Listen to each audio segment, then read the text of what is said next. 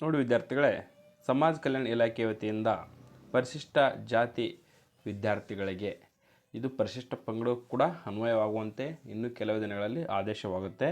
ಈಗ ಪ್ರೆಸೆಂಟಾಗಿ ಕೇವಲ ಪರಿಶಿಷ್ಟ ಜಾತಿ ವಿದ್ಯಾರ್ಥಿಗಳಿಗೆ ಮಾತ್ರ ಮಾಹಿತಿಯನ್ನು ಬಿಟ್ಕೊಡಿದ್ದಾರೆ. ಏನಪ್ಪ ಅಂದರೆ ಪ್ರೊಫೆಷ್ನಲ್ ಕೋರ್ಸ್ನಲ್ಲಿ ಸ್ಟಡಿ ಮಾಡ್ತಕ್ಕಂಥ ವಿದ್ಯಾರ್ಥಿಗಳು ಅಂದರೆ ಇಂಜಿನಿಯರಿಂಗ್, ಮೆಡಿಕಲ್ ಮತ್ತು B Ed engineering, medical, B Ed ಇಂಥ KA ಮೂಲಕ ಈಗ ಸೆಕೆಂಡ್ PUC ಸೈನ್ಸ್ ಓದಿ KA ಮೂಲಕ ಸೀಟ್ ಅಲಾಟ್ಮೆಂಟ್ ಮಾಡಿ ಓದ್ತಕ್ಕಂಥ ವಿದ್ಯಾರ್ಥಿಗಳಿಗೆ ಮತ್ತು ಮ್ಯಾನೇಜ್ಮೆಂಟ್ ಮೂಲಕ ಸೀಟ್ ಪಡೆದಿರತಕ್ಕಂಥ ವಿದ್ಯಾರ್ಥಿಗಳಿಗೆ ಒಂದು ಗುಡ್ ನ್ಯೂಸ್ ಏನಪ್ಪ ಅಂದರೆ ಈ ವರ್ಷದಿಂದ ವಿದ್ಯಾರ್ಥಿಗಳಿಗೆ ಈ ಒಂದು ಸ್ಕಾಲರ್ಶಿಪ್ಪನ್ನು ನೀಡಲಾಗ್ತದೆ.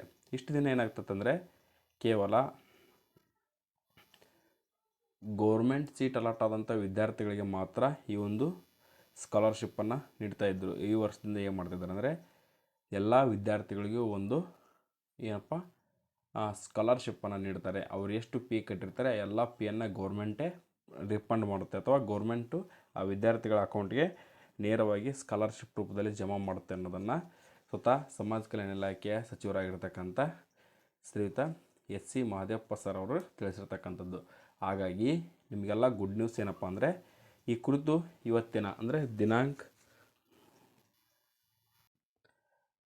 22/9/2024 ಅಂದರೆ ಸೆಪ್ಟೆಂಬರ್ 22, 2024 ವಿಜಯವಾಣಿ ಪತ್ರಿಕೆ ನೋಡಿ, ಅಲ್ಲಿ ಸಂಪೂರ್ಣ ಮಾಹಿತಿ ಇವತ್ತಿನ ಅಲ್ಲಿ ಬಂದಿರತಕ್ಕಂಥದ್ದು. ನಿಮಗೇನಾದರೂ ಮಾಹಿತಿ ಬೇಕಿದ್ದರೆ ನನಗೆ ಇನ್ಸ್ಟಾಗ್ರಾಮಲ್ಲಿ ಅಂತ ಕಳಿಸಿ, ನಾನು ನಿಮಗೆ ಆ ಪತ್ರಿಕೆಯ ಒಂದು ಲಿಂಕನ್ನು ಕಳಿಸ್ತೀನಿ. ಅಲ್ಲಿಂದ ಡೈರೆಕ್ಟಾಗಿ ಓದಿ. ಹೆಚ್ಚು ಮಾಹಿತಿಗಾಗಿ ನಮ್ಮ NSK tech news Kannada YouTube ಚಾನಲ್ನ ಸಬ್ಸ್ಕ್ರೈಬ್ ಮಾಡಿ ಅಂತ ಹೇಳ್ತಾ thank you for watching this video.